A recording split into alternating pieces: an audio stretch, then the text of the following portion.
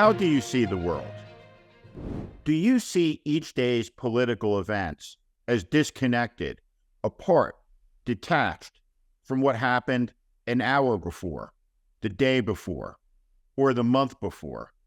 Or do you see it as all connected, a part of a whole, and that everything that has happened over the last 7 years is part of an unfolding story? That's what I believe. And if you believe that, it's important to assess the moment against the previous moments, the previous year, and to gauge what might be coming next. There's a story in the Washington Examiner today. Representative Marjorie Taylor Greene, the Georgia Republican who overcame Democratic silencing efforts to become one of the most effective voices on the right, is getting ready to settle some scores with an autobiography that could pave the way to higher office, including the vice presidency. Marjorie Taylor Greene wasn't silenced. She was removed from her committee assignments by a majority vote in the House of Representatives because of her craziness and because of her misconduct, because of her embrace of QAnon and conspiracy theories and her intimations towards violence, and because of her anti-Semitism, and because of her harassment of people walking down the street. The idea that Marjorie Taylor Greene would be a heartbeat away from the American presidency, a heartbeat away from being in command of America's nuclear arsenal, warships like this, ballistic missile submarine. What type of sick political party? What sick institutions? What sick society would allow such a thing? 100 years on from the year that saw Hitler's beer hall putsch in Munich, are we living in Weimar America? Are we living on the edge of the abyss where the decay all around us will collapse the ground upon which we are standing and destroy everything that has been built and risk the whole of our civilization and our way of life? Let's look at another totem of Weimar America, the trashy congresswoman from Colorado, Lauren Boebert. Lauren Boebert was on a first date when she went to a play at a Colorado theater in Denver. While there, she was out of control. She vaped and blew it in the face of a pregnant woman.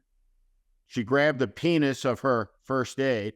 While being escorted out by security, she gave a middle finger to the working people there, asked if they knew who she was, threatened their jobs, their livelihoods because of her misconduct. Next, she lied about it. Enough already. Enough with the victimization. Enough with the grievances.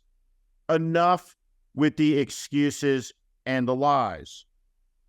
What Marjorie Taylor Greene and Lauren Boebert have in common is that they are like rotting flesh from a necrotic bacteria flesh-eating disease. But the disease is eating our democracy, our republic. Think of the great structures in Washington, the symbols of our republic, the Washington Monument, the Lincoln Memorial.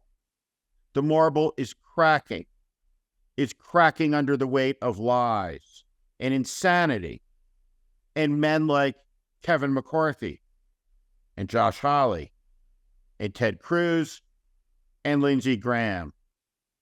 Pathological liars who will do anything to hold political power, including burning down the country's constitution, burning the American flag, dividing the American people, causing real harm in the lives of millions. Think about Kevin McCarthy. The government is about to shut down. he has completely lost control of his rump caucus that he sold out to on day one. This moment was always inevitable, just as the coming catastrophe is inevitable if Donald Trump returns to power. One of the features of our age is the total collapse of trust between the American people and nearly every institution that you can imagine. We cannot move on from this because it is all linked together, and the links are spreading, and they're spreading out in a direction, both east and west, that will merge together and encircle our society and choke it, strangle it, because our society is dependent on something that those people have walked away from: the concept of the rule of law, the idea of the Constitution, and the belief that power is apportioned through elections. It's the American way of life.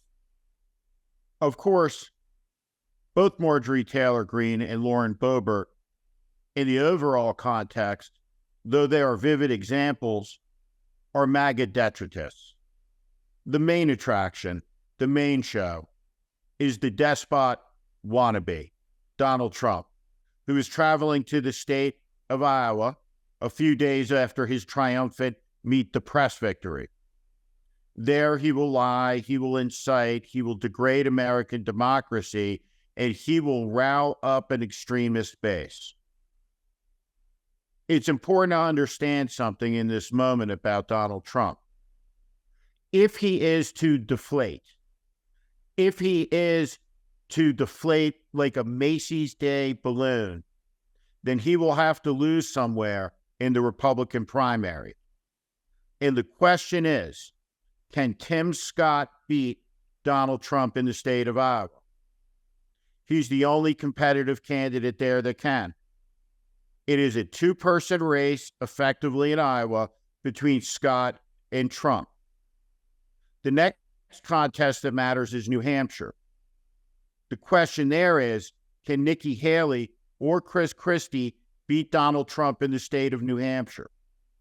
If Donald Trump takes 2 consecutive losses in the Republican primary, then the Trump era will be at its near end. What it will mean is that Nikki Haley becomes the Republican nominee. She's the most likely person to break through as the alternative to Trump, though she too is badly flawed. But between the two, there is no comparison between Nikki Haley and Donald Trump. What she is a coward and a politician who became a sycophant because it was expedient for her career. When she raised her hand on the debate stage, in my view, it disqualified her.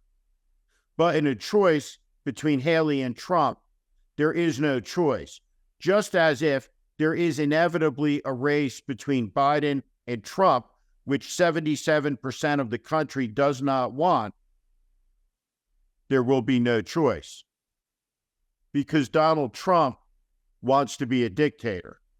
Donald Trump wants to end the American way of life so he can take power. Donald Trump has assembled a mechanism.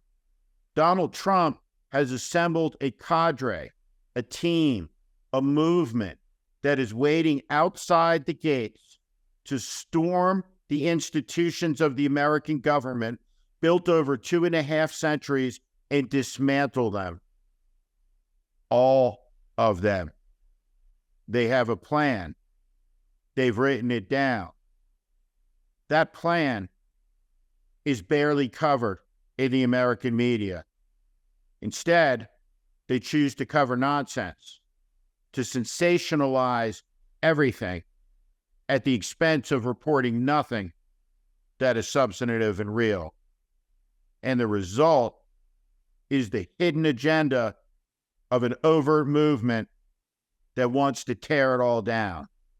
It's the greatest threat the country's faced since the Confederacy sought to divide the Union and create a slave nation on the North American continent and sever the United States forever. and it almost occurred. We should have no illusions whatsoever about the danger of this moment. So here we sit at the edge of government shutdowns with speculation in the air that Marjorie Taylor Greene will be vice president. Everywhere we look, there is chaos in government, in our institutions.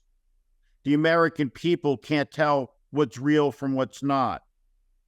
And we live in a decade 100 years on from the Roaring 20s that should be described as the Angry 20s. When all of these forces, when all of these currents come together, it creates a very dangerous set of conditions. Ameliorating those conditions requires the ability to communicate a vision for better, for what comes next, where we're going. How do we get out of this? Are we living in Weimar America? We should talk about it. Because when Weimar Germany fell under the weight of its decaying corruption and unresponsiveness of its leadership, when it fell to thuggery and chaos, something terrible came in its place. We know what happened next. We should ponder that in these United States. Thank you for watching. Make sure you subscribe to our channel so you never miss a video. Also, for more content just like this, please consider joining our Warning Premium community. You can find out more in the description below.